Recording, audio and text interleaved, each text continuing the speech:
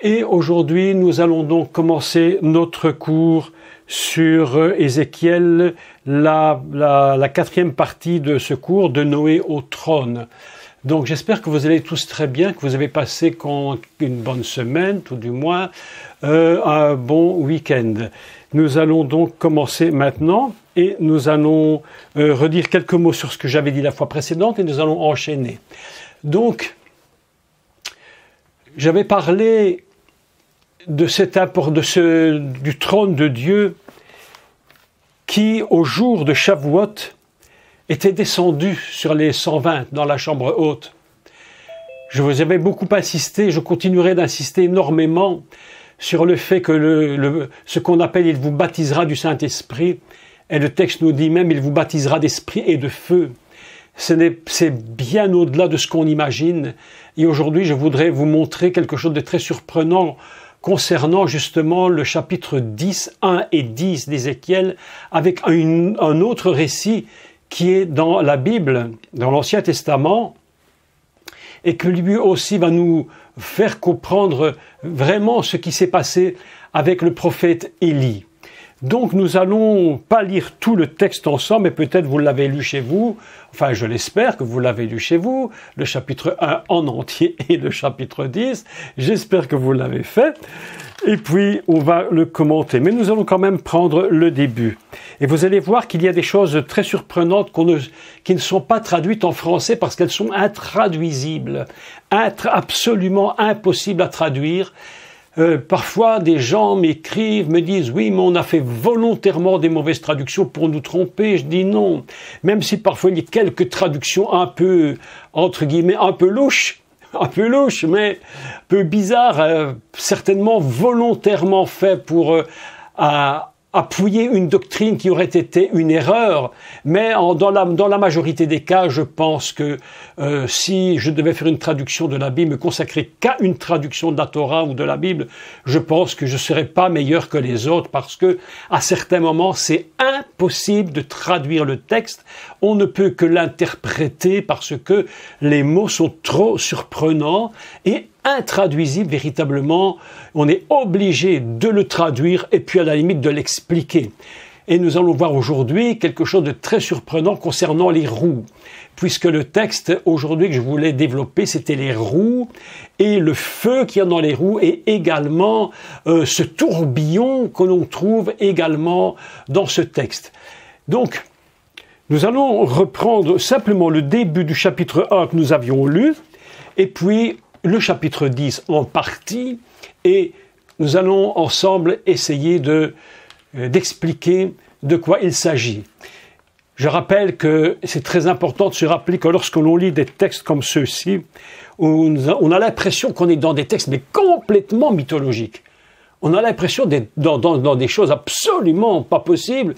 On dit, mais est-ce que c'est possible d'être chrétien, de croire à de telles visions, des animaux avec des têtes, des animaux avec des têtes d'hommes, des têtes trop bizarres. Alors on s'est dit, mais qu'est-ce que tout ça peut bien avoir à faire dans la Bible? Mais en fait, on essaie de comprendre que toutes ces images que Dieu donne, c'est pour nous faire comprendre des réalités divines que nous ne pourrions même pas comprendre si réellement on les voyait telles qu'elles sont.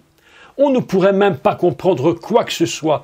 Nous ne pouvons, je dirais, aborder Dieu, les créateurs de l'univers, uniquement à partir de choses que nous connaissons et des repères que nous avons visuels.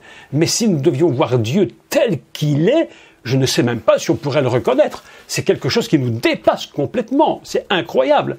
Nous avons vraiment une autre vision de Dieu. Donc, le texte que nous allons lire, évidemment, est tout à fait surprenant.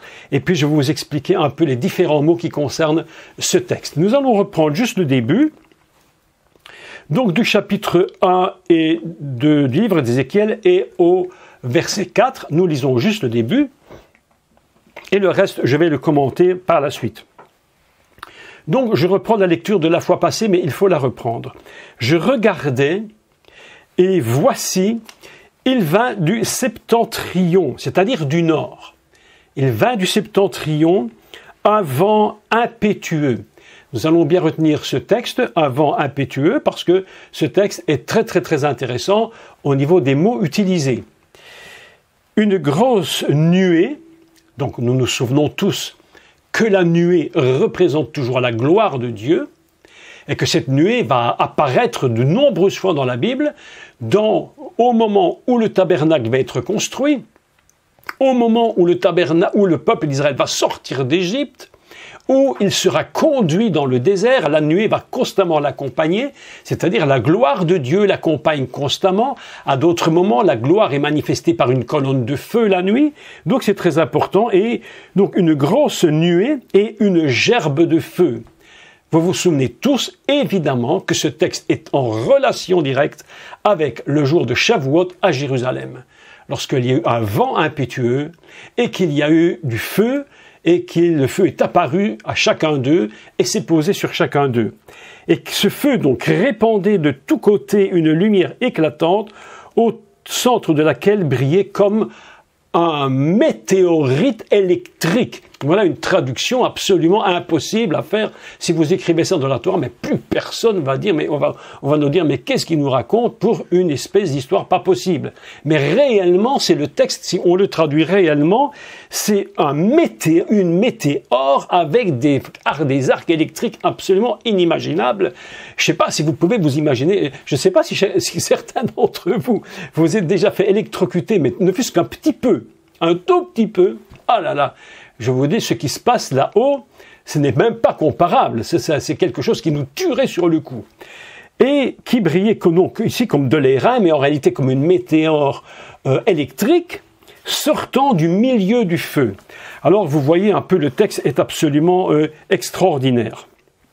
Et il termine le chapitre donc 1 en disant « C'était une image de la gloire de l'Éternel » et ce n'était même pas encore véritablement ça, c'était qu'une image. Donc vous imaginez ce que représente le Seigneur. C'était une image de la gloire de l'Éternel. À cette vue, dit Ézéchiel, je tombais sur ma face. Il ne peut même pas résister. La vision seule, seulement la vision, le fait s'écrouler sur sa face. Il ne peut même pas rester debout. Donc voilà des textes absolument extraordinaires. Donc voilà une vision formidable. Et nous allons lire maintenant le chapitre 10. Et le début, et puis nous allons lire quelques versets plus loin. Nous commençons la lecture au chapitre 10, et je vais vous commenter le texte, et vous allez voir quelque chose de très surprenant. Je regardais, et voici sur le ciel qui était au-dessus de la tête des chérubins, on appelle ça les krouvim. Quand vous entendez parler de chérubins, vous devez dire krouvim, ou les kérouves, c'est-à-dire les brûlants en réalité. Ce sont des êtres de feu, les krouvim.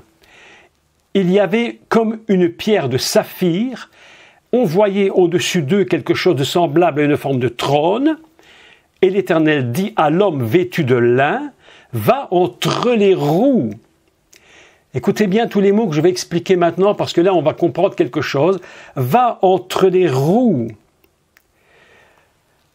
Va entre les roues sous les chérubins. Remplis tes mains de charbon ardent que tu prendras entre les chérubins et répands-les sur la ville. Il y a là devant mes yeux. Les chérubins étaient à la droite de la maison, quand l'homme alla et la nuée remplit le parvis intérieur. Nous nous rappelons qu'à chaque fois qu'il y a eu une visite du temple ou du tabernacle, la gloire était si grande que aucun sacrificateur ne pouvait même rester dans le temple. Pour vous montrer à quel point la gloire de Dieu, c'est quelque chose d'une puissance absolument extraordinaire. On dit souvent, Seigneur, on chante ta gloire, on est en présence de ta gloire, mais la gloire est quelque chose d'inimaginable. Et j'aimerais faire un jour une expérience comme le prophète Ézéchiel, voir une gloire comme celle-là de mes yeux, toucher la gloire. Mais voilà que Dieu nous a donné le Messie, et le Messie nous a dit quelque chose d'absolument formidable. Il nous a dit, je vous ai donné la gloire que le Père m'a donnée. Donc nous essayons de comprendre quelle est la gloire du Fils. Et là nous comprenons, lorsque nous lisons un texte comme celui-ci, nous comprenons une parole qui est dite dans la Bible, qui est tellement dite et je dirais presque rabâchée, c'est quand il dit qu'il a quitté la gloire pour venir en tant qu'homme. Et nous nous rendons à peine compte, mais ce qu'il a perdu là-haut pour venir ici-bas. C'est, je ne sais pas, c'est comme si on vous disait, vous habitez dans un palais qui est grand comme 10 fois Versailles, couvert d'or, de pierres précieuses, et on vous dit quittez ce palais pour venir vivre dans un endroit absolument insupportable et qui est en dessous de tout. Et on vous demande de venir habiter là, et vous allez quitter cela. Et vous savez qu'en le quittant, et en allant dans cet endroit absolument en dessous de tout, vous allez en plus mourir.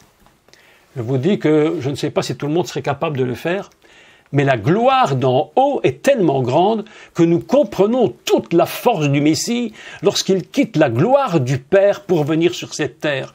Une terre complètement détruite, une terre de péché dont je vous avais dit dernièrement que nous ne savons même pas ce qu'est une terre où il n'y a pas de péché.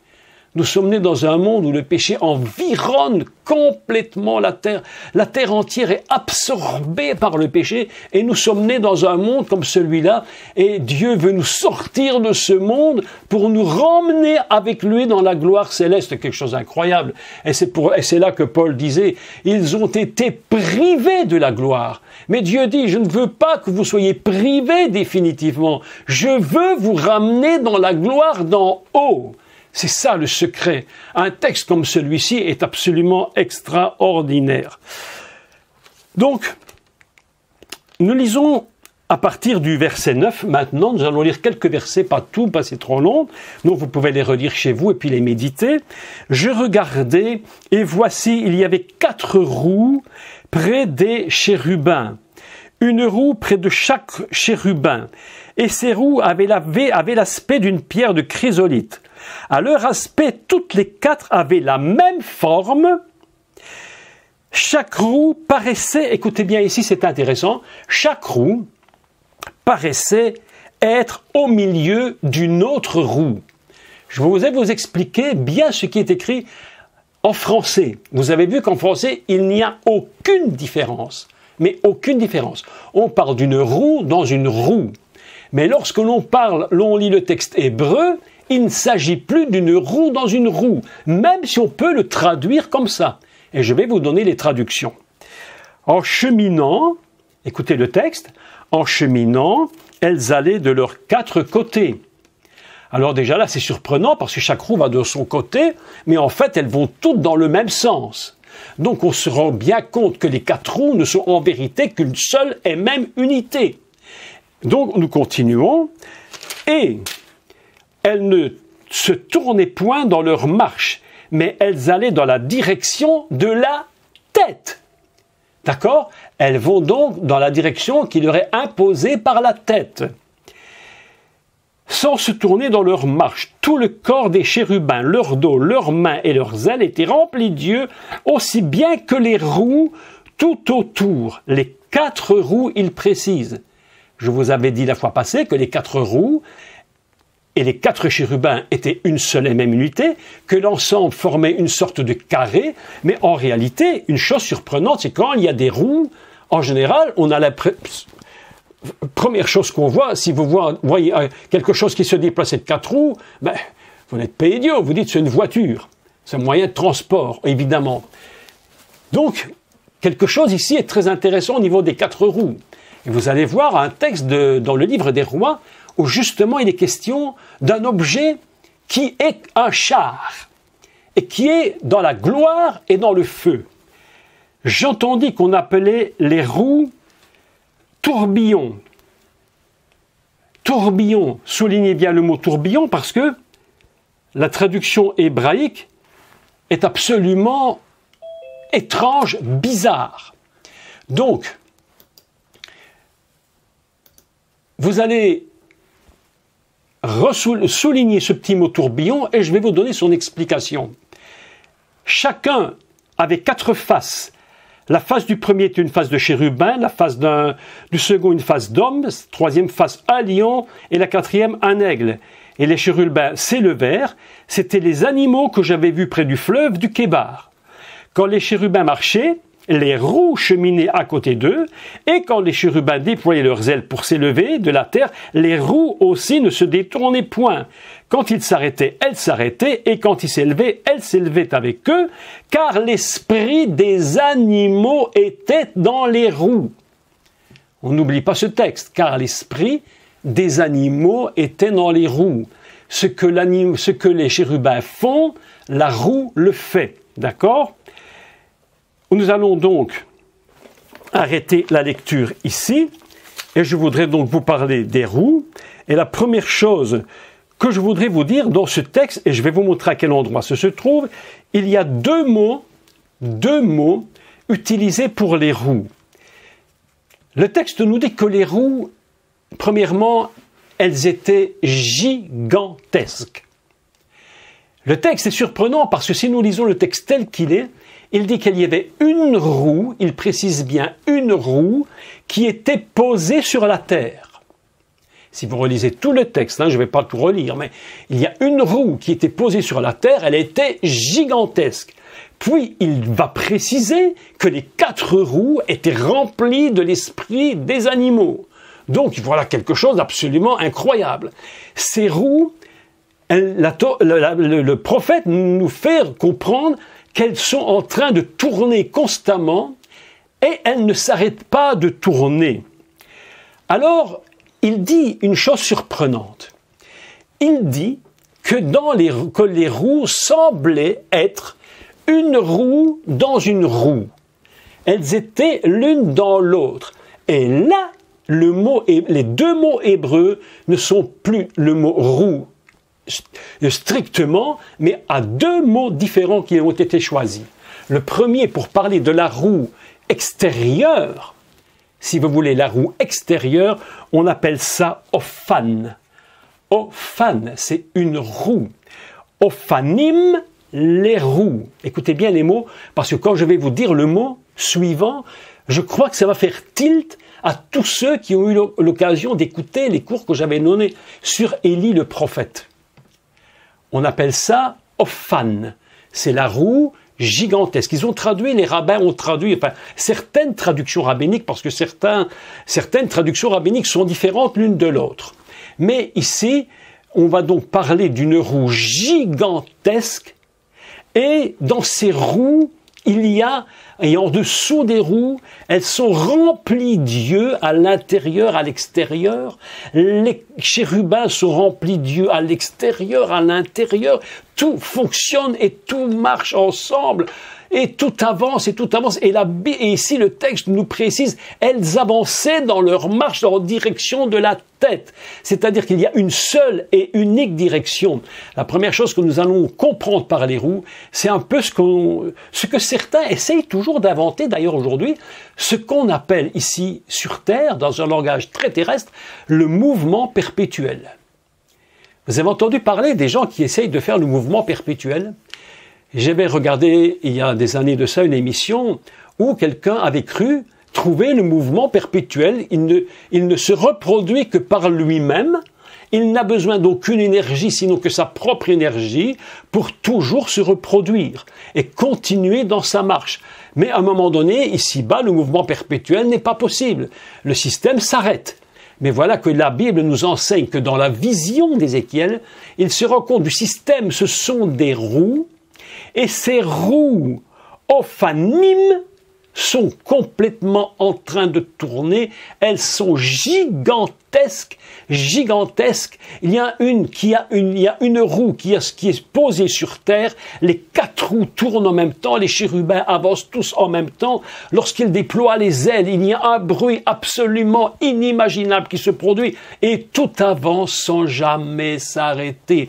C'est un mouvement non plus perpétuel. C'est ce qu'on va appeler le mouvement de l'Esprit de Dieu, un mouvement éternel, c'est-à-dire quelque chose qui jamais ne peut s'arrêter. C'est impossible. Dieu ne peut pas s'arrêter.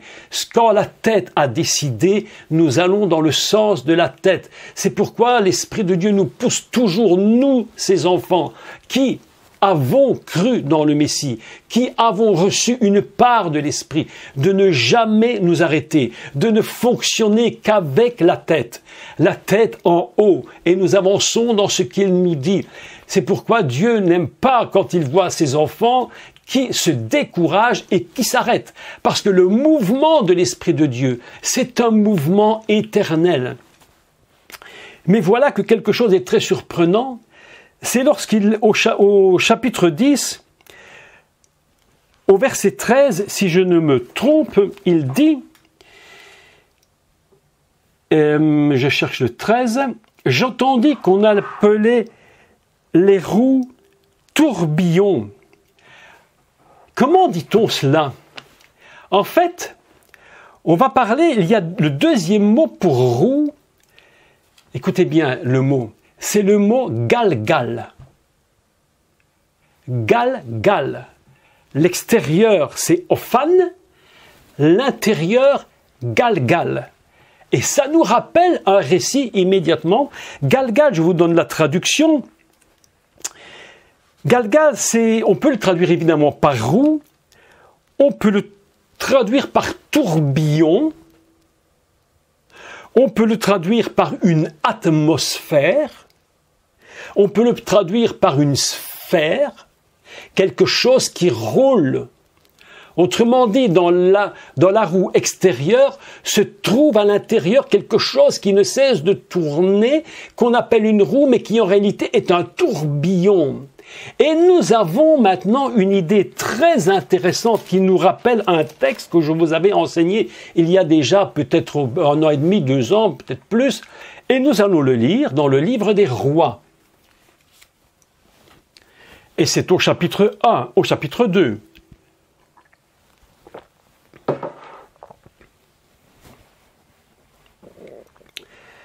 Voilà.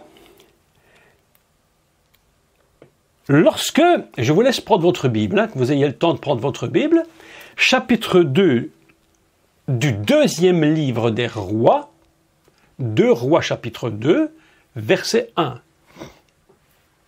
On va comprendre quelque chose par rapport au prophète Élie. Le prophète Élie, évidemment, c'est un homme tout à fait particulier parce que c'est un homme qui a été transporté d'une manière assez surprenante auprès de Dieu. Quelque chose s'est produit. D'accord? Donc, écoutez bien le texte. Lorsque l'Éternel fit monter Élie au ciel, écoutez bien, dans un tourbillon, je vais vous donner chaque mot maintenant. D'accord? On appelle ça Bessara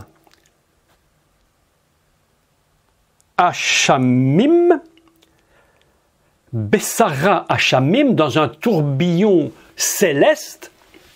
Si on le traduit, on a traduit qu'il l'a fait monter dans le ciel dans un tourbillon, mais on devrait traduire Bessara Hachamim, dans un tourbillon céleste. Eh bien, le mot tourbillon Bessara Hachamim, c'est le même mot Bessara que l'on trouve dans le prophète Ézéchiel. Il entendit comme un tourbillon, comme un vent puissant. On appelle ça Ruach Sarah. Ruach Sarah, un souffle puissant, un souffle de tempête. C'est le même mot utilisé dans le prophète, dans le livre des rois. Il fit monter Élie dans un tourbillon, ou il le fit monter dans un tourbillon céleste, Bessara Hachamim, d'accord? Écoutez la suite. Élie partit de Gilgal, qui est le mot Galgal en réalité. C'est le même mot, exactement. On a donc une idée absolument extraordinaire, c'est que ce qui s'est produit avec le prophète Élisée est identique à ce qui s'est produit dans le livre d'Ézéchiel dans la vision. Élie est un homme tellement inimaginable que le lieu d'où il vient s'appelle lui-même Galgal, qui signifie rouler, tourner comme un tourbillon, celui que l'on trouve au milieu des roues. Là où il était dit, que l'homme qui était vêtu de lin, il entend la voix de Dieu qui lui dit « Va au milieu de la roue ». Écoutez, texte incroyable. « Va au milieu de la roue et va prendre dans le milieu de la roue le feu qui s'y trouve. » Autrement dit, le prophète Ézéchiel voit en réalité le Messie qui rentre au milieu du mouvement éternel, devrais-je dire complètement perpétuel, dans un mouvement gigantesque. Une part de la roue est sur terre, les 4 roues tournent tout ensemble. Au milieu de la roue se trouve ce qu'on appelle le Galgal, c'est-à-dire une atmosphère de tourbillon qui ne cesse de tourner. Et il dit, rentre dans la roue, là au milieu. Il dit, Béthor, rentre à l'intérieur dans le cœur et va chercher dans le cœur du tourbillon la puissance que tu vas jeter sur Jérusalem. Et le prophète Élie vient d'un lieu qui s'appelle Gilgal. Sa nature est une nature qui dépasse. Écoutez, il était un homme de la même nature que nous, mais sa fonction fondamentale, c'est un homme d'onction.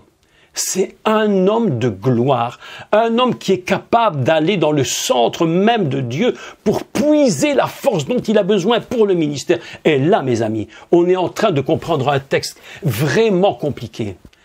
C'est et la réponse d'Élie à Élisée lorsqu'il lui dit « Je veux le double de toi ».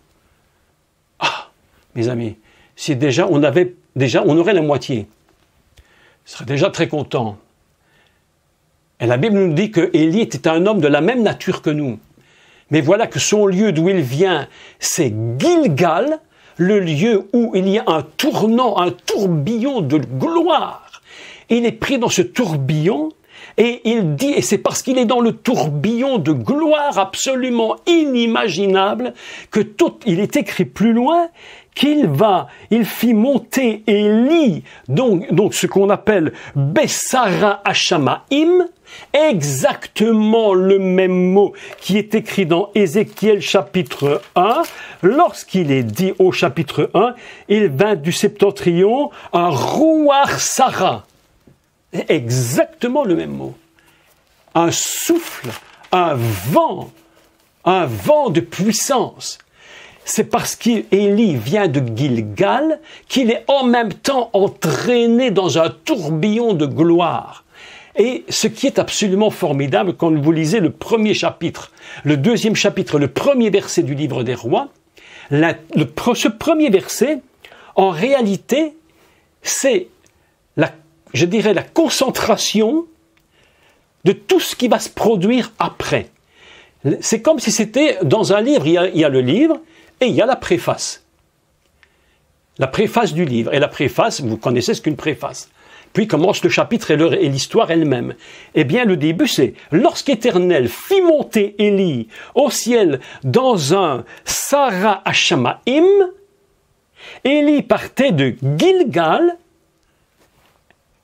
avec Élisée. » Élie avait entraîné son serviteur dans une dimension spirituelle extraordinaire. Et après cela, va se dérouler tout le récit des 3 étapes que Élisée va devoir traverser. Et nous lisons maintenant tout de suite le verset 11. Écoutez le texte parce que vraiment, le texte est absolument impressionnant. Comme il continuait de marcher en parlant, voici un char de feu avec des chevaux de feu. Nous sommes exactement dans la vision du prophète Ézéchiel.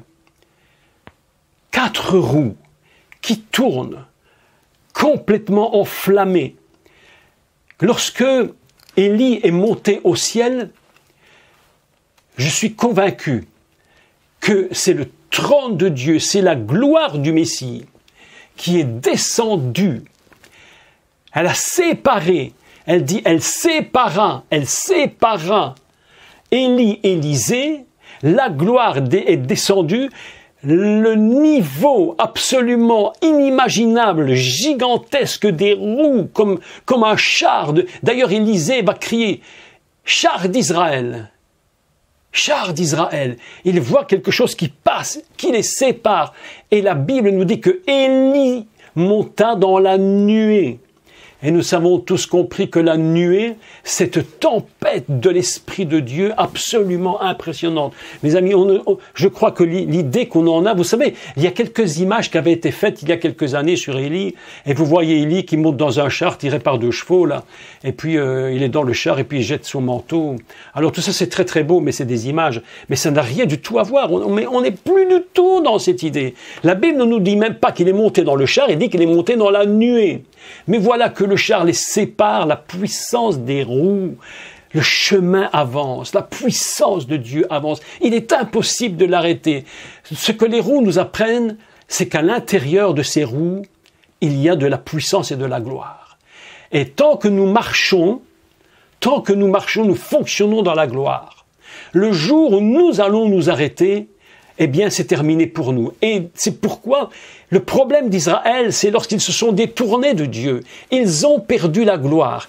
Et ce texte-ci, absolument incroyable, dans le chapitre 10, évidemment, on a rajouté des petits titres au chapitre pour expliquer le chapitre qui va suivre.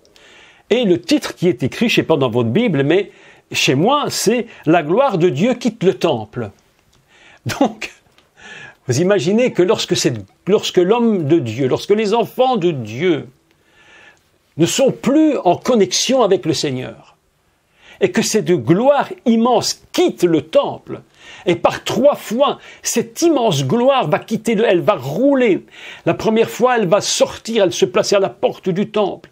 La deuxième fois, elle va se placer sur la ville, à la place de la ville. Puis elle va s'éloigner, elle va se placer complètement hors de Jérusalem, sur les collines. Et puis elle va partir. Et le prophète voit que la gloire, absolument inimaginable, quitte le lieu. Et le prophète avait vu, et avait entendu la voix qui disait à l'homme vêtu de lin, va entre les roues des chérubins, et va chercher le feu qui s'y trouve. Le texte est absolument, et il est dit, va entre les roues sous les chérubins.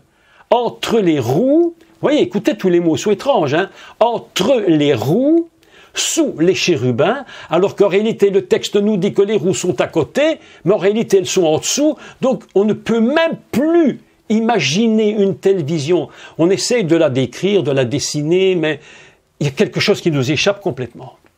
C'est en dessous, à l'intérieur. La gloire de Dieu est indivisible. Le trône de Dieu, lorsque la gloire descend sur la terre, c'est le trône qui descend sur la terre.